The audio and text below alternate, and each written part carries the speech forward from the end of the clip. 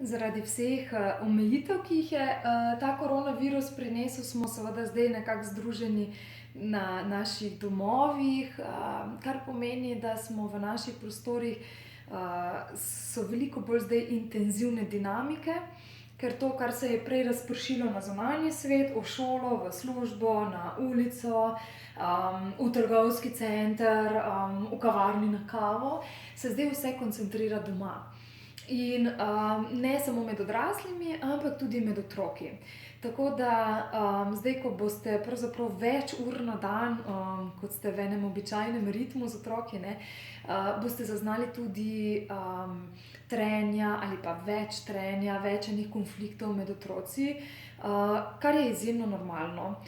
Kjer so odnosi lahko živi, kjer so ljudje živi in živahni, je tudi veliko enih iskric pa enih takih pestrih dinamik v odnosu. Predstavljajte si, kako je to v enem razredu, kjer je 25 otrok, pa vendarle to zdaj pomeni doma tudi eno spretnost in manevriranje s temi odnosi. Pri tem bi vas spodbudila, da lahko vidite taka trenja kot eno izražanje otroške stiske. Kadar v odnosih, tudi otroških, pride do konfliktov med njimi, to pomeni, da je nekdo ali pa več od otrok v stiski. Te stiske ne zmorejo razrešiti, čutenj, ki se ob tem prebujajo, ne zmorejo regulirati, zato pride potem do enega takega izraznega vedenja, da se začnejo bodisi med seboj nagajati, da se začnejo pretepati, kregati, da pridejo en drugega tožiti in podobno, ne. Če lahko pogledamo skozi ta očala otroške stiske, da so se otroci znašli v stiski, potem se tudi razbremenimo enega našega lastnega negativizma, kako da otroci ne znajo med sabo rešiti sporov, zakaj so toliko naporni, zakaj si nagajajo, in jih ne vidimo toliko v enem slabem vedenju.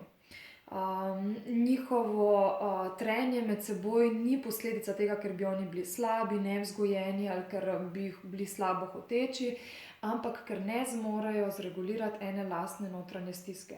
Velikokrat pravzaprav je celo niti ne znajo dobro definirati. Otroci recimo navzven lahko rečejo, da so jezni, ker je nekdo vzel igračko ali ker nekdo ni pravilno hodil po igralni površini, ali ker je nekdo nekoga odrinil in podobno. Skratka, opisali bodo skozi neka ta zunanja vedenja, zunanje znake. Otroci so pa v resnici lahko v stiski zaradi še veliko večjih drugih stvari, ki jih sami pa ne znajo opisati. Seveda ti stisko povzroči, če te nekdo porine, seveda ti stisko povzroči, če ti nekdo nagaja, vendar pa otroci lahko odrinejo zato, ker so že utrujeni. Lahko začnejo nagajati, ker so jim že vsi zvoki v prostoru preintenzivni, preglasni, in otroci imajo izjemno raznolike in različne sposobnosti in različne intenzitete prenašajo, različno senzibilnost imajo, zato nekatere otroke lahko določeni zvoki hitreje zmotijo, nekatere otroke kasneje. Imajo različno zaznavnost za informacije, za čutenje in tako naprej. In vse to bo prišlo na plan skozi trenja. Lahko bo na plan prišla pravzaprav tudi to, da je otrok lačen. Tudi to, da je nemiren zato, ker se mu je 3 dni nazaj nekaj zgodilo. Lahko pa zato, ker se nekje v sebi sekira in obremenjuje s tem, a bo družina ostala zdrava. Tako da razlogi so lahko različni. Pomembno pa je ob tem, da kot odrasle osebe, kot starši lahko ob njih najprej vidite, da je to njihova stiska, in jim pomagate to stisko potolažiti.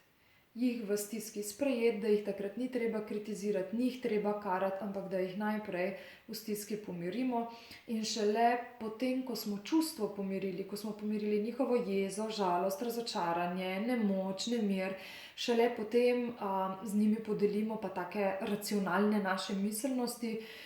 Namreč dokler so otroci čustveno vznemirjeni, njihov kognitivni sistem deluje bistveno slabše in takrat si absolutno ne zapomnijo naših naukov, naših razmišljanj, ker je preintenzivno vzdražen čustveni sistem.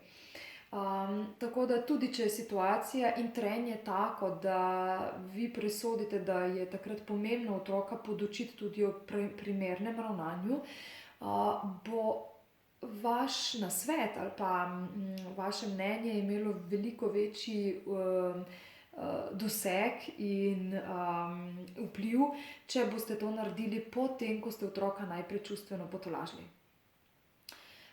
Tako da tukaj bo fino, še posebej v družinah, kjer je več otrok, biti pozorni na njihove različne dinamike.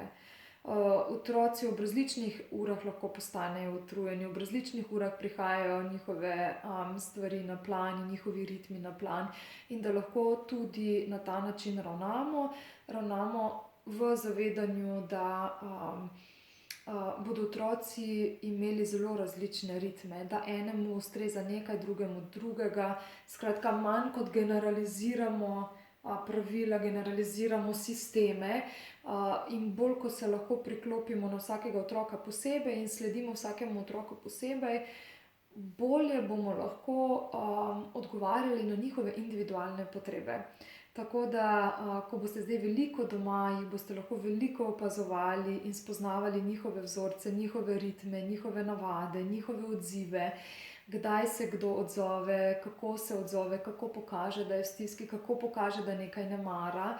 In če boste se lahko odzvali na tega otroka z z individualnim sistemom, z individualnimi potrebami in hrepenenji, boste zanj našli bolj prave besede, bolj prave odzive, bolj prave rešitve, in jih boste tudi lahko drugače pomirili. Kakor hitro pa otroke, ker hočemo vse postaviti v isto škatlo, pa tudi težje najdemo ta pravi odziv za otroka, in tak otrok se tudi težje pomiri ali se pa sploh ne pomiri.